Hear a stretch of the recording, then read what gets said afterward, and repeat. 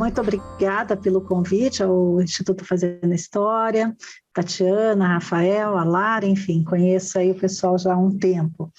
E eu vou trazer para vocês hoje uma contribuição nessa área da primeira infância, com foco em neurociência, que é a minha especialização, e vou procurar trazer os conteúdos de uma forma mais acessíveis para que vocês entendam. Então, vou fazer muita analogia, não vou trazer papers científicos, tudo que eu vou falar é baseado em pesquisa científica, mas eu vou evitar trazer esse material, esse conteúdo que é bem hard. Mas, enfim, deixa eu começar a compartilhar aqui, só um minutinho.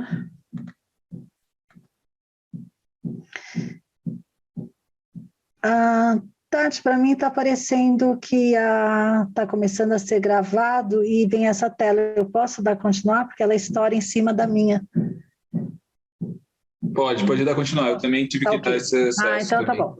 Tá ok, já saiu. Bom, já entrou aí, né? Bom, o tema de hoje, como a Tatiana falou, é sobre a primeira infância e a questão do vínculo e do apego. E para a gente entender o que é vínculo e apego, a gente também tem que entender o que é primeira infância e como é que a neurociência traz informações sobre esse período. Nós vamos falar um pouquinho do Instituto Geração Amanhã, do qual eu faço parte, da questão da primeira infância, do papel da genética e do ambiente, da questão das instituições e do acolhimento familiar, né, o papel de cada um, o que dizem as pesquisas sobre... acho que tem áudio aberto, Terezinha, acho que é... fechou, obrigada. E como é que a gente faz depois que, enfim, que acontecem os traumas, os problemas aí de vínculo e apego. Então, o Instituto Geração Amanhã nós trabalhamos com foco no acolhimento familiar, na adoção e a ênfase na primeira infância, e o nosso trabalho principal é com a produção de informações e conteúdos. Então, isso vai desde...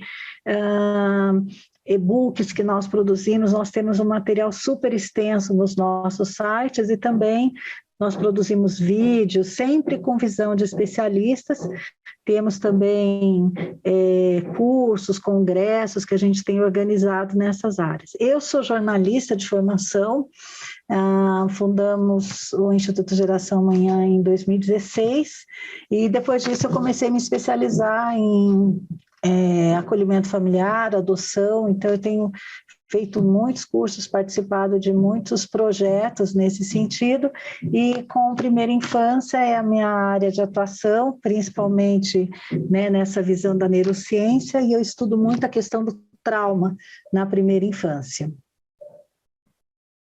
Hoje, o Instituto Geração Amanhã é signatário do Pacto Nacional pela Primeira Infância, somos parceiros de um projeto do qual o Instituto Fazendo História também faz parte, que é a Coalizão pelo Acolhimento Familiar, faço parte da diretoria da ANGAAD, que é a Associação Nacional dos Grupos de Apoio à Adoção, e também participo do Movimento Nacional Pró Convivência Familiar e Comunitária. Nós trabalhamos em 4 eixos, né, nessa questão de sensibilizar a sociedade, a gente trabalha mais com a imprensa e mídias sociais, também temos feito muitos cursos, congressos, seminários, principalmente aí com o acolhimento familiar, não sei se vocês já participaram de algum, congressos internacionais, o ENAFAM, que a gente deve fazer esse ano novamente, no segundo semestre, e temos feito várias parcerias aí para levar esses projetos adiante. Temos hoje 4 portais, o Geração Amanhã, que é o institucional, um só sobre acolhimento familiar, um só sobre adoção, e o Acolhe Brasil, que é a nossa plataforma, nós temos um software gratuito de gestão de serviços de acolhimento familiar. Então, depois vocês podem entrar lá e ter acesso, se cadastrar, para trazer as informações de forma bem ágil, fácil, gerar relatórios, é um sistema bem ágil. E nós temos muito conteúdo no YouTube, Facebook e Instagram. Hoje nós estamos lançando a segunda edição do nosso Guia da Adoção. Esse e-book é um sucesso, só hoje nós tivemos mais de 1000 downloads, para vocês terem ideia. Foi sensacional, porque a gente trouxe vários especialistas para revisarem esse material, acrescentarem, então tá bem bacana. É um e-book gratuito, nós também temos um e-book sobre acolhimento familiar gratuito, a plataforma Acolhe Brasil, e a gente tem hoje uma plataforma também de EAD, de ensino à distância, e já tem alguns conteúdos gratuitos, e agora a gente esse ano vamos ter lançamento de vários cursos na área de acolhimento familiar e de adoção. Bom, para a gente começar a falar de primeira infância, eu gosto sempre de contextualizar, né, onde a gente vive, que infância a gente está falando. Então, o Brasil, pelo seu tamanho, pelas suas diferenças, né, são vários Brasis, e nós também temos várias infâncias. E esses dados são bem recentes, são do ano passado, da Fundação Abrinq, de 2020. Por causa da pandemia, a maioria dos dados estão meio que parados, então a maioria vai até 2018, mas eu consegui esses dados hoje, inclusive.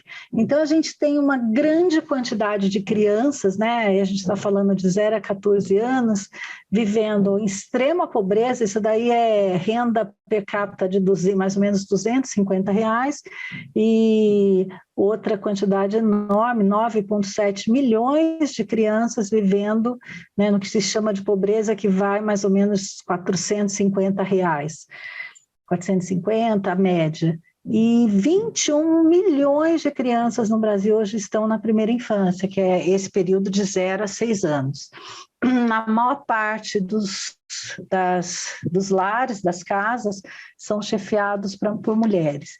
E isso, junto com esse cenário aqui, vai explicar várias situações que a gente vê acontecendo no Brasil. Então, esse mês, até eu conversei com a Lara, e a gente até vou tocar em alguns momentos um pouco na questão da violência contra a criança e adolescente, porque ela é muito grande no Brasil, né?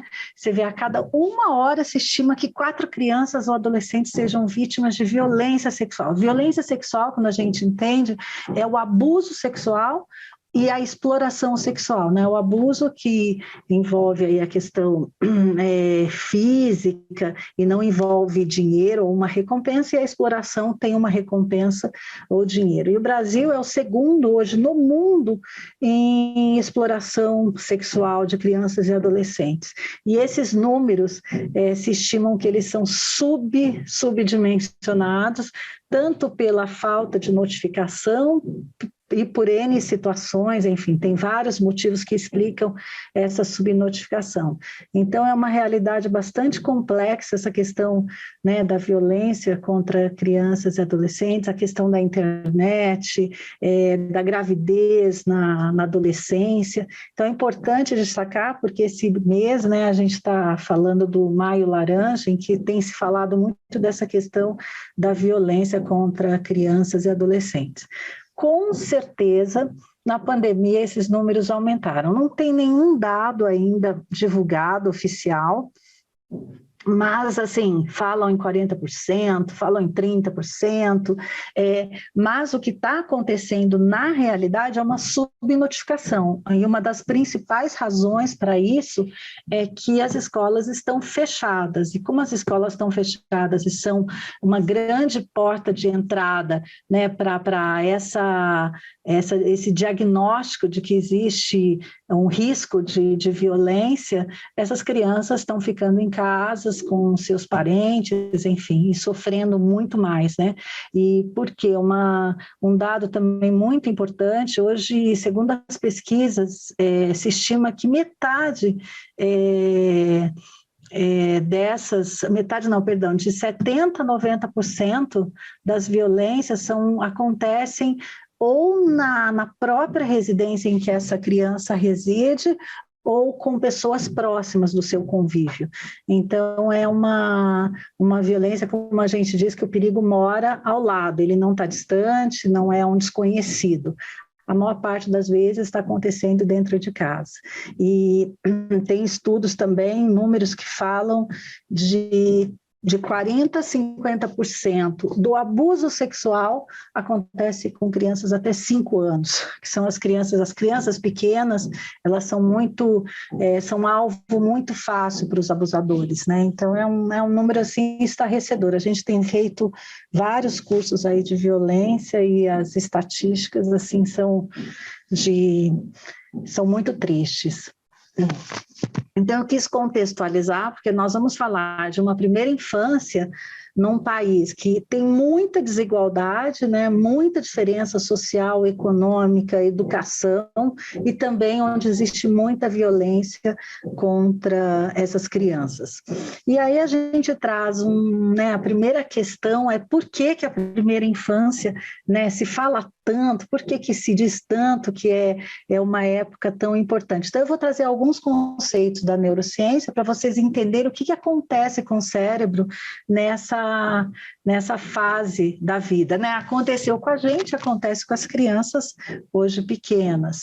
Então, o que acontece? A neurociência ela vem reforçar várias teorias do desenvolvimento, que se tiver aqui algum psicólogo ou quem gosta desse tema já estudou, então, né, Bowlby, Winnicott, até Freud já falou disso, Bandura, Vygotsky, Pichler, Bronfenbrenner, então tem vários estudiosos aí que já vêm falando dessa importância do vínculo e do apego nos primeiros anos. O que a neurociência fez foi comprovar isso cientificamente, através de imagens, de dados mais reais, mais palpáveis. Mas a gente tem várias, eu gosto muito aí, né, de Winnicott, Bowlby, essa questão do apego, né, é a base aí de tudo que a gente vai falar, e do Vygotsky, né, Spitz, tem, enfim, vários, todos eles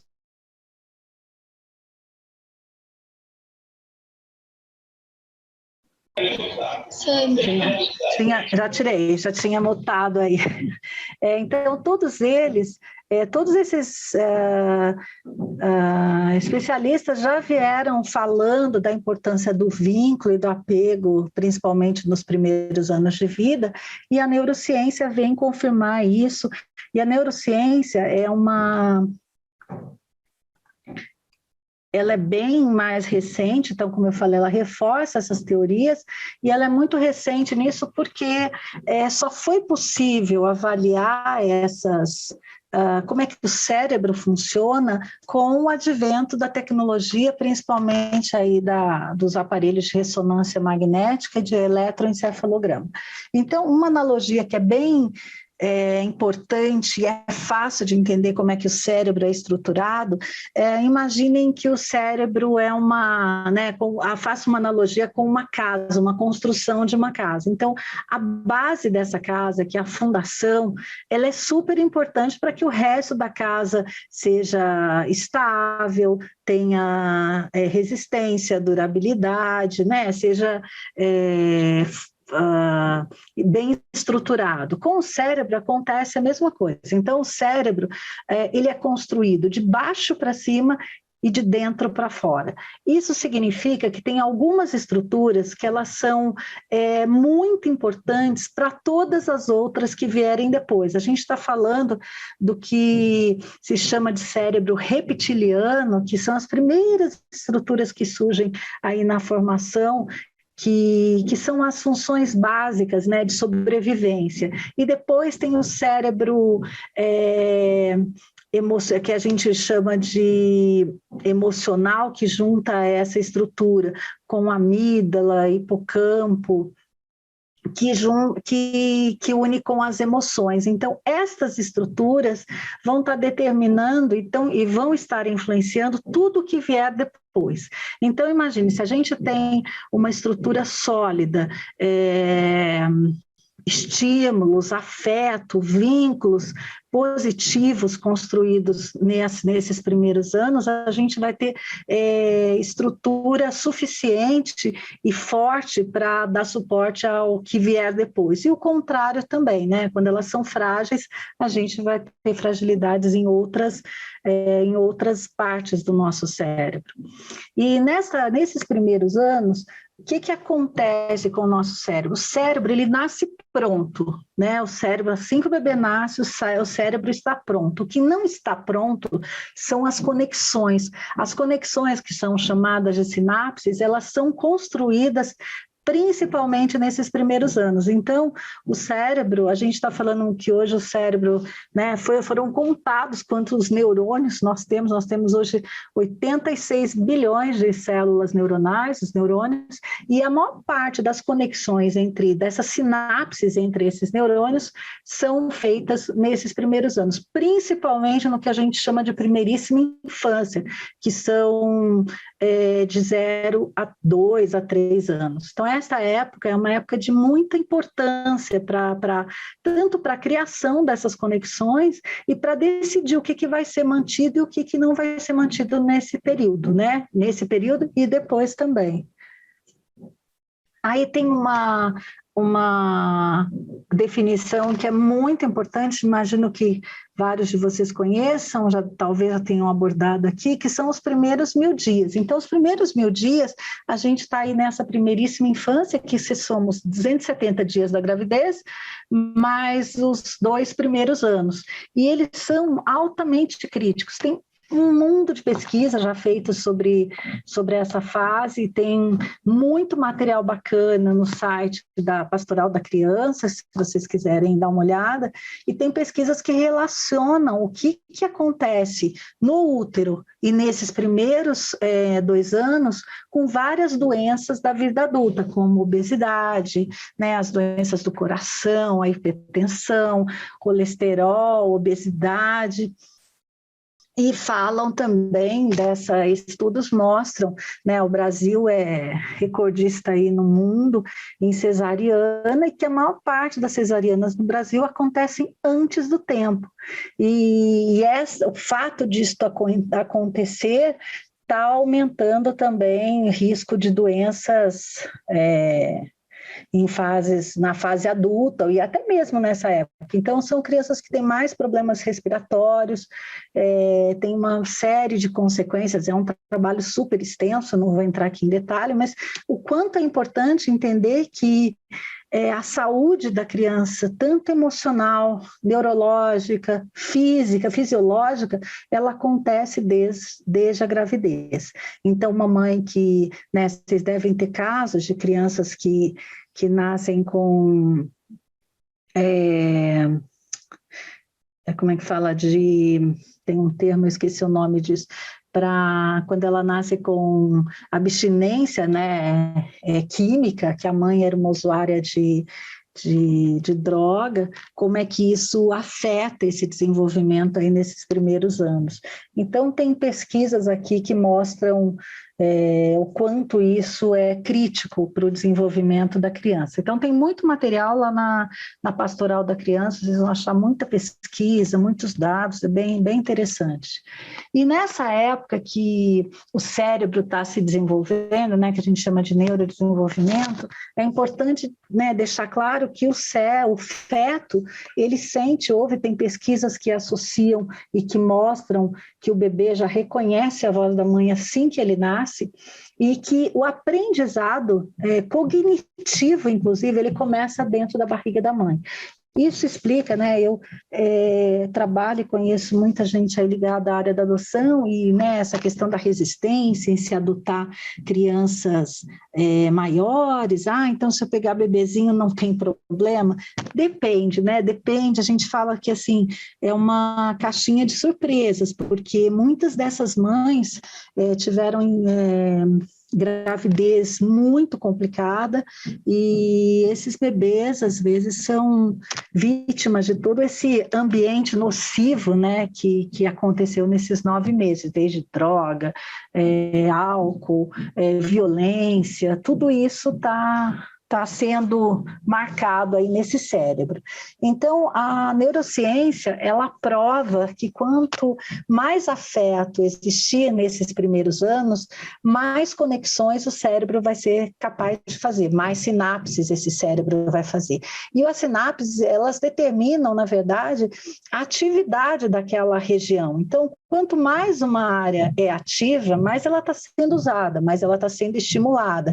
Então, depois vocês vão ver exemplos que quando essas áreas não são ativas e não são estimuladas, a gente está falando em déficit cognitivo, motor, linguagem, aprendizagem, e por aí vai.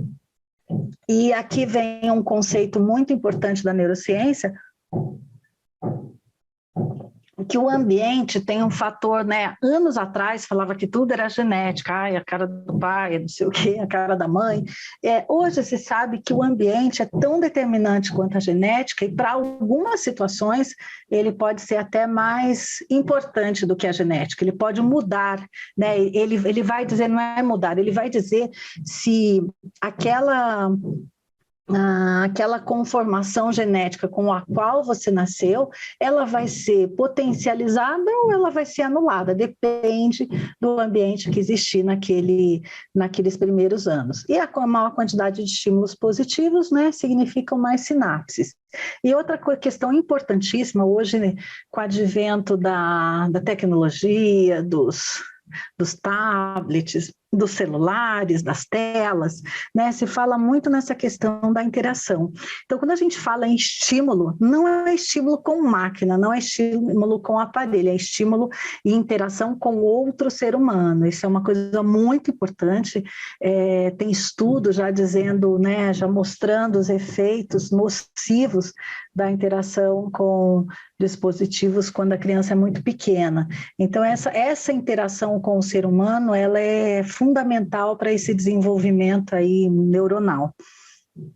E nesse período também tem um conceito que é muito importante, que a gente chama de janelas de oportunidade. Nesse momento é quando o cérebro está mais aberto, tanto para as experiências positivas quanto para as experiências negativas. Então, por isso que as experiências nos primeiros anos de vida, elas são tão marcantes e tão importantes ao longo da vida. E essa janela de oportunidade explica, né, nós aqui como adultos, as nossas dificuldades. Vou explicar esse gráfico aqui, como é que ele funciona. Então, se provou também, através desses estudos neurocientíficos, que o cérebro, a capacidade do cérebro mudar, ele diminui com o tempo, essa capacidade diminui com o tempo. Por outro lado, o esforço fica maior.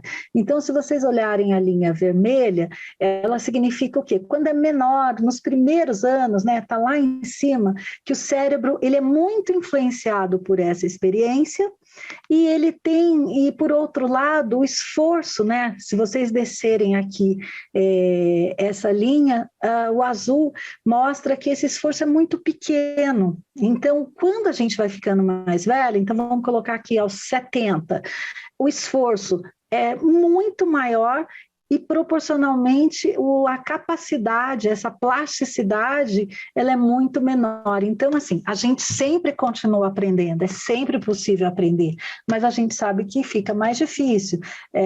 Comparando aqui uma língua estrangeira, né, uma criança pequena aprende uma língua, assim, né, em questão de meses. Uma criança é capaz de começar a falar uma língua, uma segunda língua, e a gente leva anos aí, né, tentando compreender né, um outro idioma. Então, esses primeiros anos, a gente está falando aqui dessa janela de oportunidade, de quando o cérebro está mais ativo e dessa plasticidade do cérebro, que é muito maior nesses primeiros anos.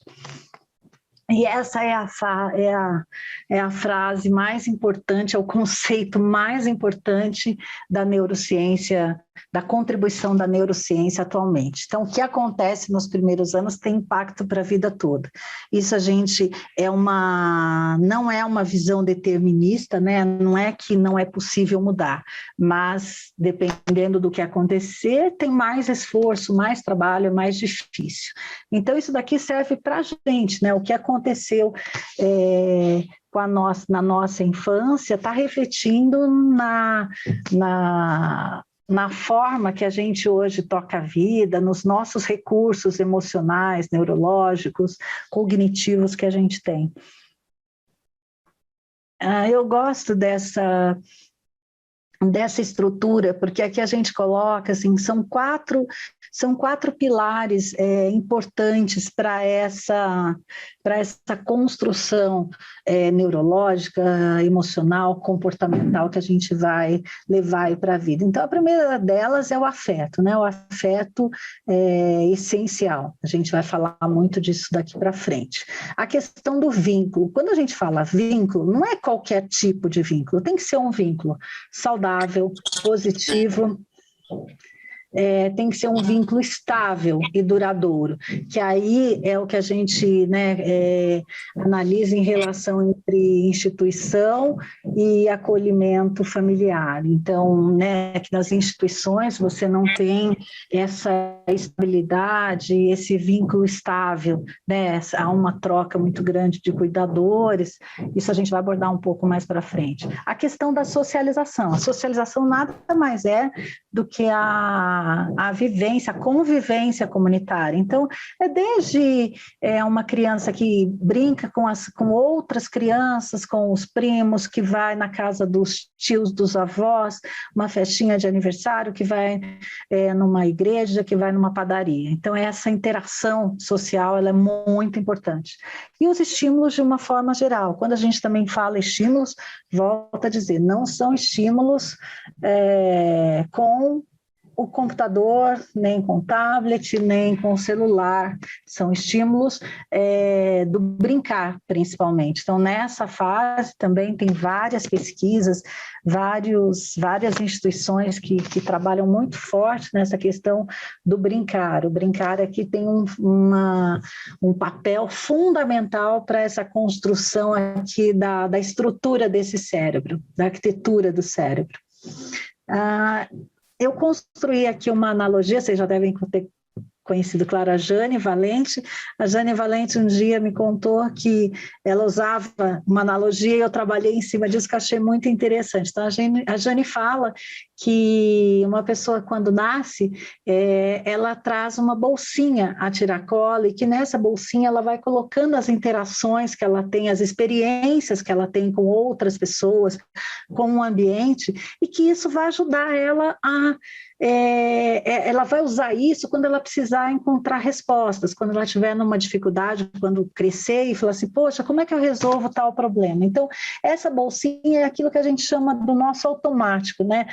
É o que vem de forma instantânea e às vezes inconsciente. Aí eu trabalhei nessa analogia da Jane, dizendo assim, bom, e se a gente não tem uma bolsinha, né, com muitas interações, ou não tem uma bolsinha com interações positivas, como é que a gente dá um jeito para levar a vida e encontrar essas respostas?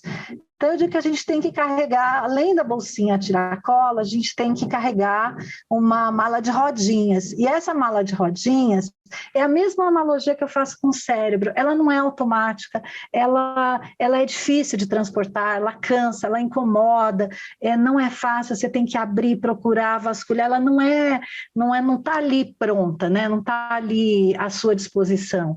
Então, isso são, né, a bolsinha de tiracola seria a sua estrutura que foi construída lá nos primeiros anos, e a sua malinha aí de rodinha, às vezes nem é de rodinha, né? Talvez seja sem rodinha, é o que você vai agregando à sua vida para conseguir dar conta, encontrar respostas e resolver as suas questões. Esses primeiros anos, eles constroem, isso vem da psicologia, mas também está vem sendo estudado pela neurociência, você constrói como você se vê, né? Então, isso não só é uma construção emocional, mas é uma construção neurológica. Os seus neurônios, eles são ativados para você se ver de determinada forma. Então, quando acontece uma situação, eu ajo com ela com autoestima, uma alta autoestima ou uma baixa autoestima. Eu acredito que eu vou dar conta, que aquilo é fácil, que aquilo vai ser positivo, eu sempre vejo o lado negativo. E também constrói como eu vejo o outro. Então, o outro é uma pessoa assustadora ou ela é uma pessoa em quem eu posso confiar? Eu conto com as outras pessoas ou eu não conto? Eu acredito, né? Isso assim, a gente vê pela gente, pelos nossos conhecidos, tem pessoas que sempre acreditam no outro, e tem pessoas que sempre desconfiam do outro. Então, esta construção, ela é feita nesses primeiros anos. E como é que eu vejo o mundo? O mundo é um lugar confiável? O mundo é um lugar em que eu me sinto sozinho ou que eu sempre tenho alguém com quem eu posso contar? Então, esses três grandes arquetípicos, essas três figuras arquetípicas, elas formam como a gente toca a vida. E o ambiente aqui tem um papel fundamental, como a gente falou. Em algumas situações, o ambiente ele é mais determinante do que a genética. Ou ele muda, ou ele reforça, ou ele anula uma expressão genética que a gente traz. E quando a gente fala de ambiente, é importante deixar claro que esse ambiente são várias coisas, né? Então, esse ambiente aí nesses primeiros anos, a gente pode trazer desde do feto, né? Se essa mãe consumiu drogas, álcool, se essa criança está tendo uma alimentação adequada, um sono adequado. O sono ele é fundamental para o desenvolvimento, para o crescimento de uma criança, e ele é fundamental também para a questão da memória. Crianças que não dormem o tempo necessário, elas têm problemas de aprendizagem na escola e elas têm problemas de crescimento. A questão dos estímulos, né? Como a gente falou lá atrás, esses estímulos têm muito a ver com brincar, e hoje também a ciência traz muita contribuição no sentido de quanto é importante ler, cantar e conversar com uma criança, né? Conversar com o bebê, cantar para esse bebê, ler toda noite uma historinha, isso é fundamental. E a relação com o cuidador, a gente coloca aqui, né, cuidador, porque nem sempre a gente está no universo aqui que a gente está trabalhando, nem sempre são pais, né, pais e mães. Então, sempre o cuidador pode ter um papel super importante aí, né? Formando este ambiente para essa criança, e pode ser um parente, pode ser uma família acolhedora que dá esse suporte adequado. A questão do afeto, dos vínculos, como a gente já falou, e aqui eu trago tem várias pesquisas, no Brasil não, mas nos Estados Unidos, principalmente na Europa, com o papel das adversidades na primeira infância. Então, uma criança que sofre várias adversidades, seja ela uma mãe ou uma família que consome drogas, álcool, em que existe violência física, em que existe violência naquela comunidade, em que ela sofre algum tipo de violência, seja violência física, emocional, sexual, tudo isso é o ambiente, né? Está se construindo um ambiente e que vai interferir nesse desenvolvimento neurológico. A questão da exposição aos eletrônicos, como a gente falou, é uma questão nova na nossa sociedade, mas que está tendo um impacto muito grande, porque há um excesso de uso de eletrônicos, e aqui no Brasil isso é uma realidade. A questão da comunidade, como a gente falou, é muito diferente uma criança que vive em uma lugar tranquilo, um bairro tranquilo, e uma que vive numa comunidade em que tem assassinato, tiro toda hora. Então, isto daí também impacta.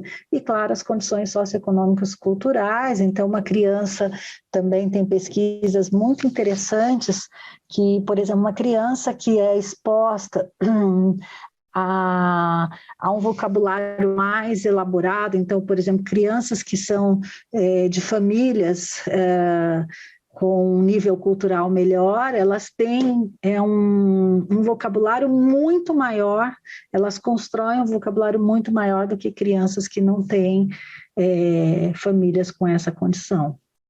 Então, esse ambiente são várias coisas, não é o ambiente, né? É importante contextualizar para entender que tudo isso está influenciando no desenvolvimento neurológico e nessas consequências e nesse impacto para a vida adulta. Isso daqui é uma tabela também muito interessante, como algumas doenças e transtornos hoje vêm sendo influenciados mais pelo ambiente. Então, por exemplo, o TDAH, ele tem uma influência genética, mas também tem uma influência ambiental. E tem síndromes, por exemplo, Down, ele é só genético, né? Você não nasce com síndrome de Down porque você teve um ambiente nocivo. Agora, o TDAH, ele tem influência, sim, do ambiente, mas tem influência da genética. Por exemplo, uma dengue é só ambiental. Então, tem transtornos hoje, vários, eu vou falar um pouco disso adiante, que vários transtornos mentais hoje está tendo um crescimento de transtornos mentais em função do ambiente a que essas crianças são expostas. E os preditores de trauma, né, a gente já falou, e se vocês estão aqui, né, o sistema de garantia de direitos é a negligência, o abandono, a violência, os abusos, as rupturas, é outra questão muito importante. Então, crianças que são mudadas de lugar frequentemente, então sai da casa dos pais, vai para a instituição, volta para a casa dos pais, vai para a casa dos avós, volta para a instituição, faz uma tentativa de adoção, não dá certo, volta. Então, essas rupturas vão causando muitos traumas. A questão de não atender às necessidades, né, isso tem muito a ver lá naqueles primeiros 1000 dias, um bebê que não tem esse colo, não é atendido quando tem fome, quando quer uma atenção, isso tem impacto na percepção dele de como é que esse mundo é, se ele é confiável ou não, esses ambientes familiares e comunitários estruturados, como a gente falou, e os 4 pilares aí, afeto, vínculo, estímulo e socialização. Então, né, as experiências, como a gente já falou, constroem essa arquitetura do cérebro e tem um dado recente aí da neurociência que eu acho ele muito impactante, que o nosso cérebro, ele não diferencia o real do pensamento. Então, isso a gente vê muito nas pessoas que viveram trauma, que quando o trauma, ele é registrado, né, ele é ligado diretamente à memória.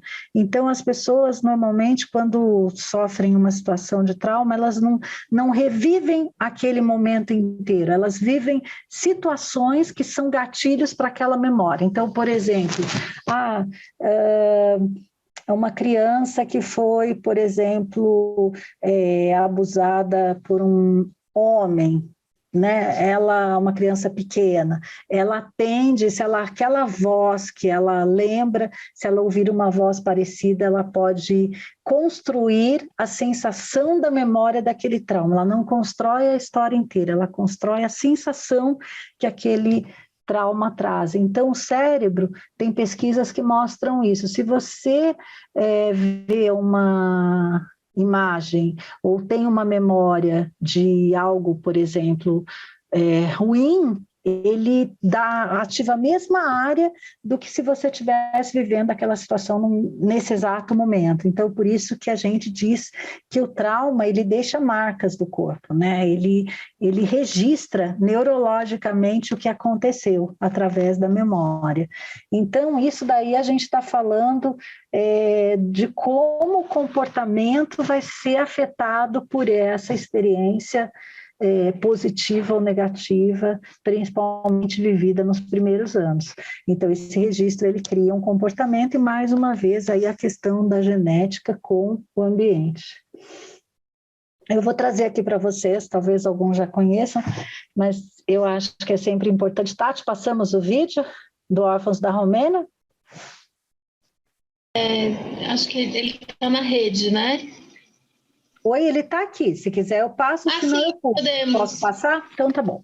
Então por que eu sempre trago, e essa pesquisa, na verdade, é uma pesquisa mais conhecida popularmente como Órfãos da Romênia, ela foi feita na Romênia a partir de 2000, é o maior estudo longitudinal já feito sobre os impactos da negligência, do abandono e da institucionalização com crianças pequenas, e ela é importante porque ela traz exatamente o que acontece com o cérebro se ele não tiver aqueles 4 pilares que a gente falou, né? Que danos que esse cérebro pode sofrer.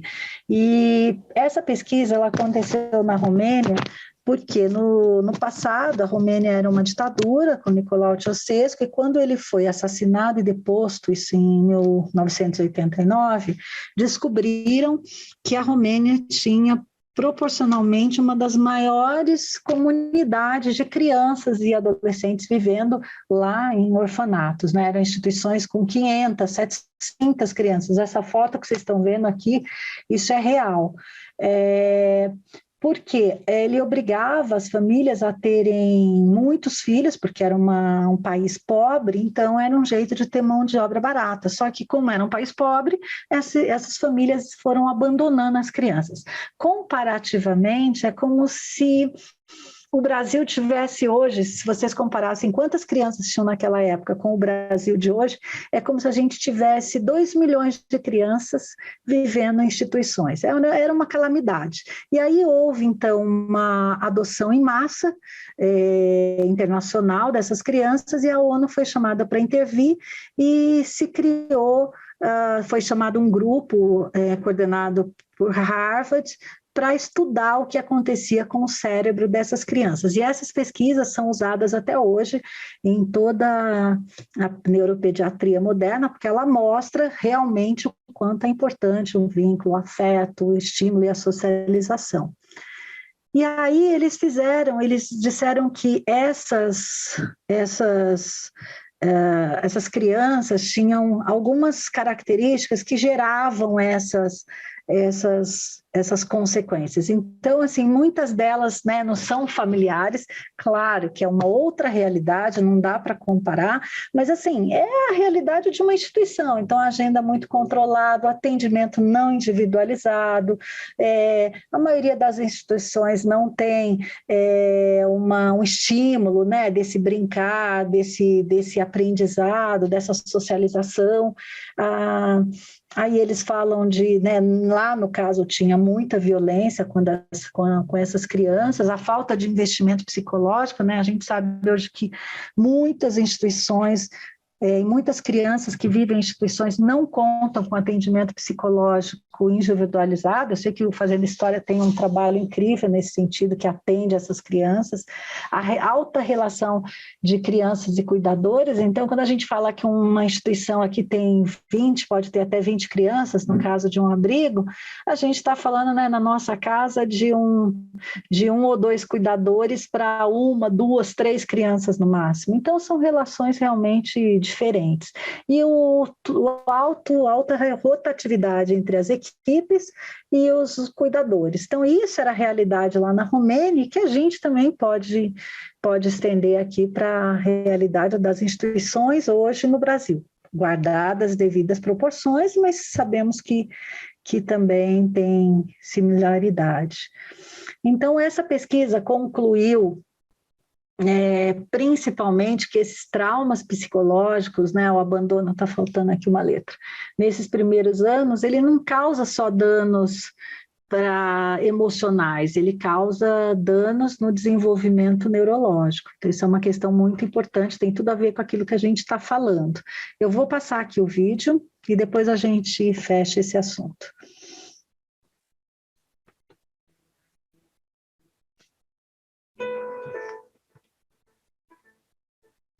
Romania had a very bad history of institutionalizing kids because of the previous dictator who ran the country. It was an experiment in social engineering. So by 1989, when he was tried and executed in a coup, there were more than 170,000 kids living in institutions. And we were actually invited in by a member of the government who wanted to close down institutions and thought if he had science to back him up, they would be more successful.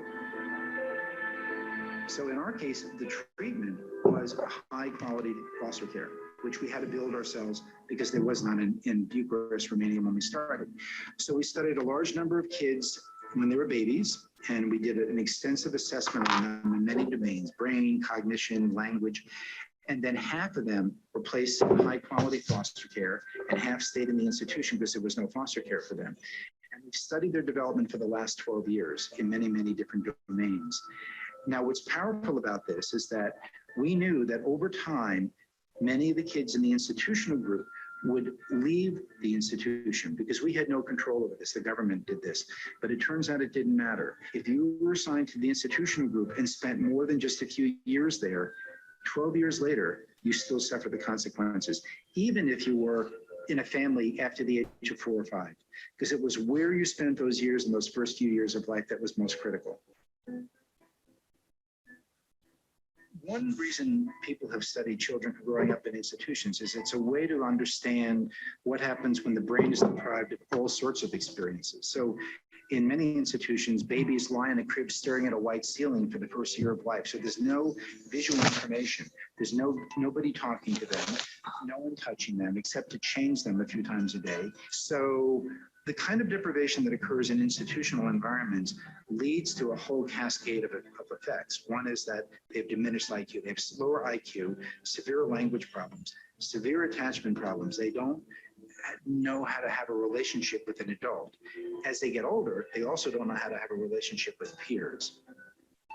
Tem exemplos já que mostram que bebês que foram cuidados só no nível da necessidade, então troca a fralda, aquece, alimenta, desenvolveram algo que foi chamado de hospitalismo. São depressões graves, às vezes levando à morte, ou problemas de desenvolvimento bem sérios desses bebês, né? Então, cuidar do bebê só no nível da necessidade não constitui um sujeito nesse bebê. Institutions are not new. They've been around for hundreds of years. When I was in Salvador a few months ago, we went to see an institution, and it was, by all accounts, a wonderful place. It was brightly colored. There were a fair number of caregivers to take care of a number of children, whereas in Romania, there might be one person to take care of 15 kids. There, it was probably one person to take care of just a few kids. The people who worked there clearly were invested in the children. The fact is, those are not permanent caregivers. At the end of the day, those caregivers go home to their own families, and those kids stay in the institution. So there are model examples, just like in Salvador, of so-called good institutions, and those kids will have much better outcomes than our kids do. They'll have more normal IQs and the like, but they'll still suffer from social emotional problems because of a lack of a consistent person to invest in them.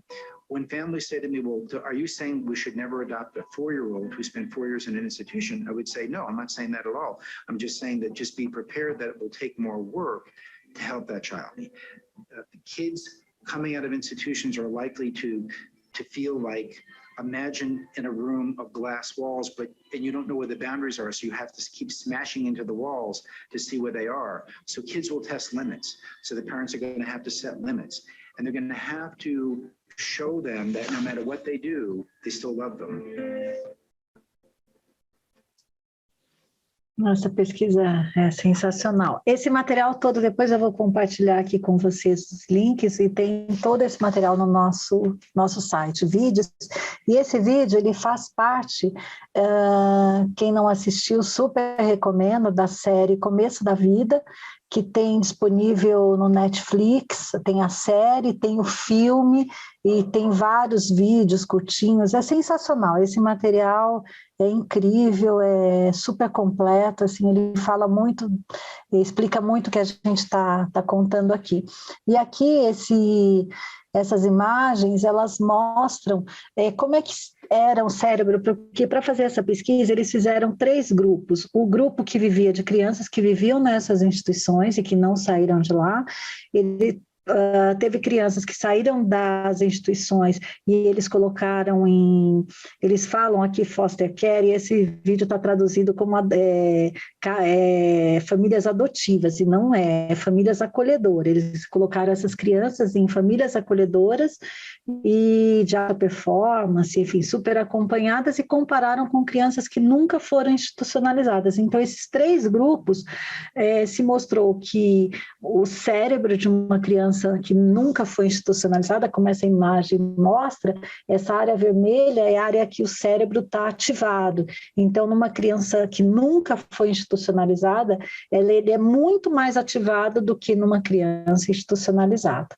E as crianças que saíram para acolhimento familiar estão no meio disso, é um terceiro grupo que aqui não aparece. Essa imagem não é do Órfãos da Romênia, é de uma outra pesquisa, mas ela mostra que é um cérebro de uma criança negligenciada e uma de normal, não só uma diminuição no tamanho desse cérebro, como há mais áreas negras. Se vocês olharem essas áreas escuras, elas são, na verdade, ventrículos, e são áreas vazias do cérebro. Então, esse cérebro tem menos neurônio, tem menos atividade sináptica.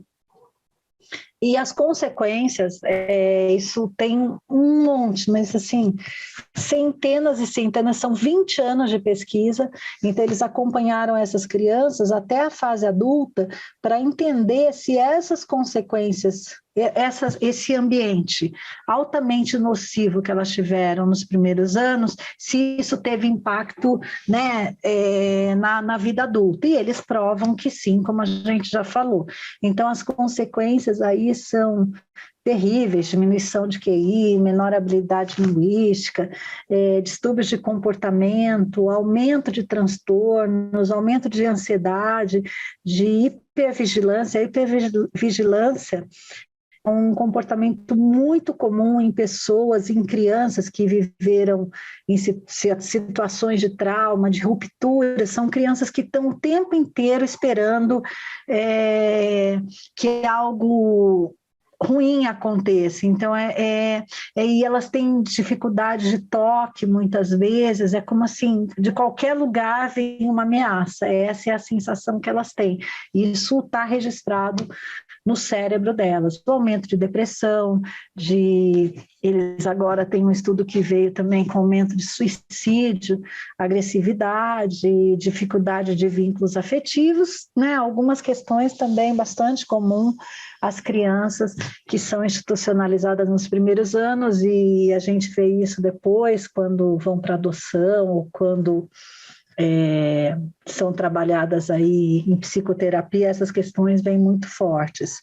E uma questão importante é que para cada criança e para cada pessoa, as consequências elas são diferentes. Por quê? Porque aí tem a questão genética. Então, né, nenhum cérebro é igual ao outro, eles podem ser expostos à mesma adversidade ou à mesma situação positiva, mas eles vão reagir de formas diferentes. Isso a gente vê, né, entre nós, entre os irmãos, e mesmo entre as crianças que vivem em instituições, grupos de irmãos, você percebe que as consequências elas são diferentes.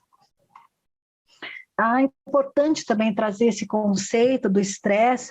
Hoje se fala muito na questão do estresse tóxico, também a gente tem um monte de material aí sobre esse tema, e isso é principalmente um conceito que vem de um centro de pesquisa em primeira infância de Harvard, que eles falam desses três tipos de estresse, que o leve é um estresse positivo, é quando a criança não tem a comida, chora, mas daí depois a mãe dá a mamadeira, o leite, né? Então ela se acalma.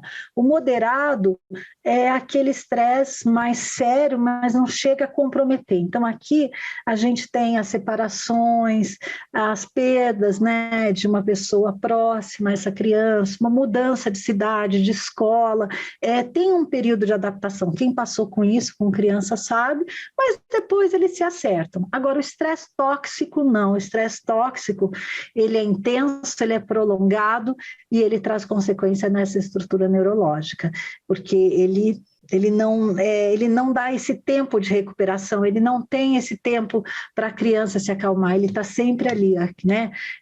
Então, isso são os ambientes familiares que essas crianças adversos, que essas crianças têm, então, e depois a questão da institucionalização, isso tudo somando pode levar a esse estresse tóxico e a um transtorno muito comum decorrente disso, que é o transtorno do estresse pós-traumático. E eu trouxe aqui essa questão dos transtornos mentais, eu estava pesquisando hoje, depois eu vou trazer aqui os números, são impressionantes o quanto os transtornos mentais em crianças e adolescentes aumentou nos últimos anos. Então, ele é multifatorial, como a gente falou, tem a ver com a genética e com o ambiente. Então, famílias, é preciso ficar muito atento com crianças cujos pais têm problemas mentais. Então, assim, a chance dessa criança, isso eu digo principalmente aí com vocês que trabalham com crianças em situação de vulnerabilidade. Então, se essas crianças têm pais ou mães depressivos, que tentaram suicídio, com depressão grave, com transtornos mentais, tem que ficar atento, porque a chance dessa criança ter é muito maior. É um ambiente preditor para esse transtorno. Aqui o córtex pré-frontal tem um papel fundamental, né? Tem 3 áreas desse cérebro, né, nessas crianças que são afetadas quando esse transtorno mental existe. Assim, claro, bem resumido, mas dá para entender o que acontece. Quando uma criança ela sofre muita violência e trauma, como eu falei, ela fica hipervigilante. Então, a amígdala é o que a gente chama de o detector de fumaça do cérebro. Então, assim, a amígdala é uma área do cérebro super pequenininha, está lá no sistema límbico, vem desde aquele neo que está bem dentro do cérebro, aqui atrás, mas bem dentro. A amígdala, ela é responsável por entender o que é perigo, né? Se aquele perigo é real ou só passageiro. Isso vem lá da pré-história, que a gente tinha que fugir dos animais. Então, nessas crianças, esse cérebro ele é mais reativo, ele é mais hiperativo, esta área, né, ela é mais estimulada, porque todo tempo ela está atenta ao que é perigo e ameaça. Então, crianças que sofrem trauma nos primeiros anos têm essa área normalmente maior e mais ativa. O hipocampo, que também faz parte do sistema límbico, é uma área que é responsável pela memória e pelo aprendizado. E como eu falei, o trauma ele está totalmente ligado a essas 2 estruturas e a terceira aí, que é o córtex pré-frontal. Então, se essa criança sofreu trauma, a memória vai ser afetada, né? E a memória que gravou esse trauma, e isso também altera a capacidade de aprendizagem. Então, crianças que viveram trauma, na maioria das vezes, têm um problema de déficit de aprendizagem na escola.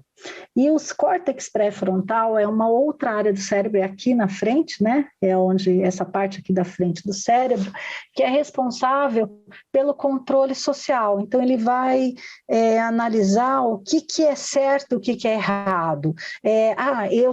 A minha amígdala, né? detector de fumaça diz que tem um perigo, mas esse perigo é real ou não? Quem diz se ele é real ou não é o córtex pré-frontal. E numa criança que sofreu muito trauma e que desenvolve um transtorno, estas áreas elas são comprometidas, elas não funcionam como deveriam. Então, aí a gente tem várias características com vários transtornos que eu vou falar daqui um pouquinho, mas esse papel, essa capacidade de interpretar corretamente as situações, ele é afetado pelo ambiente, né? Talvez pela genética, pela soma dos dois, e que pode levar a um transtorno.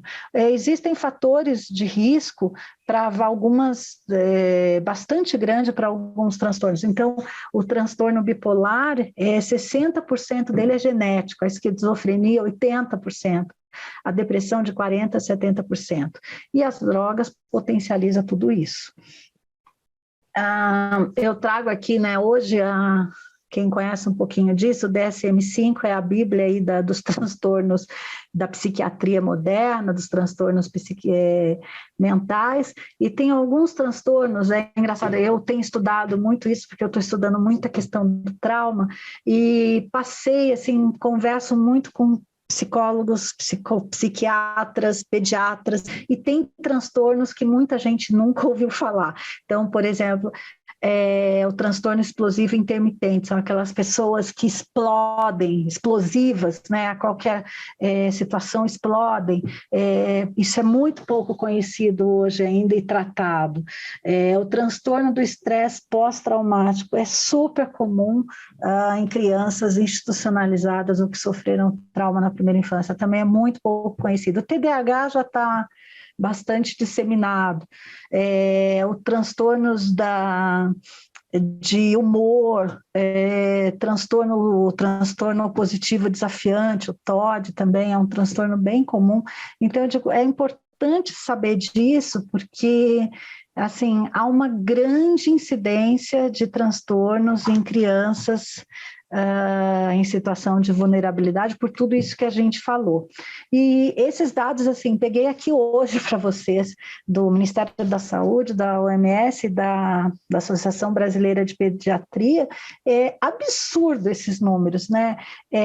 Falar em 10 a 20% das crianças que tenham distúrbios mentais, essa questão da internação no SUS ter crescido 107%, eu não tenho dados mais recentes, os dados que eu consegui foram esses, de 2009 a 2018 cresceu 107%. A maior parte aqui a gente está falando de depressão, a depressão é altíssima, né? O aumento de suicídio aqui no Brasil também é absurdo. Nós estamos falando de 1980 até 2012, o suicídio de adolescentes cresceu 62%. Tá certo que é um tempo longo, mas se a gente pegar 10 anos, aumentou 10%. Então, o suicídio vem aumentando.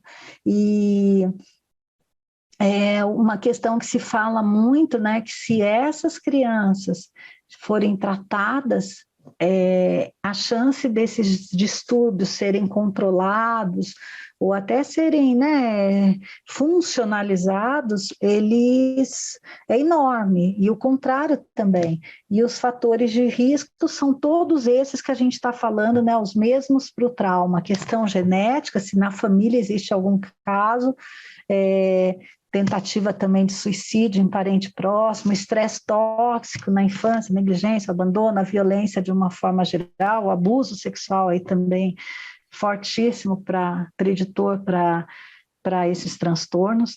Então, assim, esses dados é importante trazer porque é curioso, assim, nesse universo, principalmente da adoção, eu vejo eu faço parte da ANGAAD, quando eu vou para os encontros nacionais de adoção, que agora não está tendo, mas o ENAP, e eu converso assim, não tem uma mãe, um pai adotivo que não tenha lidado com, se a maioria lidou com uma questão dessa. E é muito alto o índice de transtornos, e assim, acho que é uma questão que ainda se fala muito pouco no Brasil, até porque a gente sabe, né, que esses dias a gente está fazendo um curso sobre violência, e falaram disso, assim, que a maioria das cidades, muitas cidades não tem atendimento psicológico gratuito, né, pelo SUS, que a rede não dá conta de atender, de fazer atendimento psicológico e psiquiátrico, se precisa tem que ser particular, e essas pessoas não têm acesso, né, então isso é uma questão muito importante como rede de ficar atento para isso, porque esses números existem e eles são crescentes e alarmantes. Eu trago aqui esse caso, a gente já está quase terminando. Eu gosto muito dessa história, é uma história real, vocês acham esse caso na internet, James Fallon aqui, meu amigo, ele é um cientista, ele fez o maior estudo conhecido sobre como funciona o cérebro de um psicopata, porque ele queria saber, né, porque o psicopata, ele é conhecido por não ter empatia, por não ter, né, ele não sente a dor, pelo que ele está causando, então tem uma predisposição para agressão, para violência, então tem áreas do cérebro dos psicopatas que elas não são ativadas, ou elas são menores ou elas não são ativadas, e aí, enfim, ele fez um estudo enorme e lá pelas tantas, isso foi através de ressonância magnética, ele fez uma ressonância do cérebro dele, porque ele precisava, não sei se ele estava, acho que estava doente, alguma coisa assim, e precisou fazer um exame, e aí alguém jogou o exame dele no meio daqueles estudos que ele estava fazendo com os psicopatas, e qual não foi a surpresa dele em descobrir que ele tinha um cérebro de psicopata, ou seja, tem áreas do cérebro dele que não são ativadas como deveriam ser. E aí ele fala, vocês pesquisem na internet, é sensacional o depoimento dele, ele fala por que ele não se tornou um psicopata. Aí ele fala que os pais dele trataram ele como um garoto de ouro, que ele teve uma infância encantada, ele nunca foi abusado. A maioria dos psicopatas e dos abusadores, né, isso tem pesquisa que mostra, a maioria dos abusadores foram abusados na infância. E ninguém fez nada de ruim com ele. E então ele fala, isso mostra que os genes não são uma sentença de prisão. Então aqui é um caso muito emblemático da força do ambiente e da genética, né? Como é que o ambiente ele pode reforçar ou ele pode neutralizar uma expressão genética? Só para reforçar, então, por que a violência, por que o abandono, quando eu falo de violência, são todos os tipos de violência, né? O abandono, a negligência, a violência emocional, a violência física, a violência sexual. Por que essa violência é mais grave na primeira infância? Como a gente falou, as experiências constroem o cérebro. O ambiente é tão determinante quanto a genética e o que acontece nos primeiros anos tem impacto para toda a vida. Então, o que acontece na primeira infância, tanto para o lado positivo quanto para o lado negativo, tem mais impacto do que se acontecer numa idade mais avançada. E aí tem finalmente, né, depois dessa dureza toda, tem uma capacidade do cérebro que eu acho sensacional, né, quase... falo assim, aqui deve ter o dedo de Deus nessa capacidade, que é a neuroplasticidade. Então, o nosso cérebro, seja através de um trauma, seja através de uma lesão, o nosso cérebro é capaz de encontrar outros caminhos, de construir outras conexões sinápticas, usando estruturas que normalmente não seriam usadas para aquela função. Ou seja, a gente consegue achar um jeito para dar conta, né? Então, não é fácil. Então, isso, por exemplo, é muito comum da gente ver num caso de AVC, pessoas que, depois de um AVC grave, elas não falam, não andam, estão bastante comprometidas e com o tempo elas vão conseguindo. Aí você fala, mas isso foi só uma fisioterapia? Não, esta pessoa conseguiu desenvolver, criar novas conexões para falar novamente. Então, eles mostram que algumas dessas reaprendizagens, elas não são feitas usando as mesmas estruturas, são feitas usando outras, graças à neuroplasticidade. Aqui eu trouxe um cérebro de adolescente para vocês verem, né? Não tem a ver com a nossa palestra, mas é importante entender que, né, como eu falei, o cérebro nasce pronto, mas essas conexões e esse desenvolvimento sináptico, ele vai acontecendo ao longo do tempo. E ele termina por volta dos 21 anos. Por isso que o adolescente é tão impulsivo, é tão sem noção, entra em tantas situações de risco, porque essa área pré-frontal é a que menos, é a última a se desenvolver. Aqui mostra bastante, então o cérebro ele vai evoluindo, então começa primeiro pelas sensoriais motoras e termina pelo córtex pré-frontal, que coordena, aí, como eu falei, os impulsos, o que é certo, o que é errado. E ele só termina por volta de 21, e não é à toa que a maioridade vem entre 18 e 21. Então, por que fazer algo? Isso daqui é uma afirmação, isso daí está baseado na pesquisa do Órfãos da Romênia, que a cada ano que se uma criança vive em instituição resulta em 4 meses de déficit. Isso depende, claro, da instituição, depende da genética daquela criança e depende de que idade aquela criança está e o que ela está vivendo. Mas que a gente sabe que tem consequências, nós sabemos que tem. Para finalizar, a questão da lei aqui, tudo isso está amparado pelo ECA, nós temos uma lei maravilhosa, completa, uma das melhores do mundo, que a gente não tem essa lei aplicada como deve ser. Então, né, o direito a vida, a saúde, a alimentação, essa criança tem que ter a prioridade absoluta, e uma coisa que eu gosto de dizer, né, essa não é uma responsabilidade apenas da família. Então, o que acontece com essa criança não é só porque a família dela é desestruturada, é porque a sociedade é desestruturada, é porque o Estado é desestruturado, é porque a gente não dá conta de resolver essas situações. Então, é uma responsabilidade aí coletiva, vocês todos, né, eu me coloco também nesse lugar, nós temos a nossa responsabilidade, a gente tem que fazer algo. Se a gente fizer por uma criança, a gente já está salvando a vida dela, né, para ela a gente vai fazer toda a diferença. Então, eu acho que a gente tem que trabalhar para isso, e aqui a gente está falando, né, pela lei, que a negligência, a discriminação, a violência, tudo isso é crime. E o marco legal veio reforçar isso, e principalmente a questão do acolhimento familiar sendo prioritário aí desde 2009. E eu gosto muito dessa afirmação do Pedro Hartung, do Instituto Alana, e Dr. Charles Nelson também de Harvard fala isso, que, né, não a neurociência, ela não traz não é uma questão de ser determinista, não é porque aconteceu que não tem mais jeito, tem, mas é o quanto antes melhor. Então nunca é tarde, mas quanto antes melhor. Então isso a gente está falando, né, da importância de olhar para essa situação e modificá-la, especialmente na primeira infância. Aqui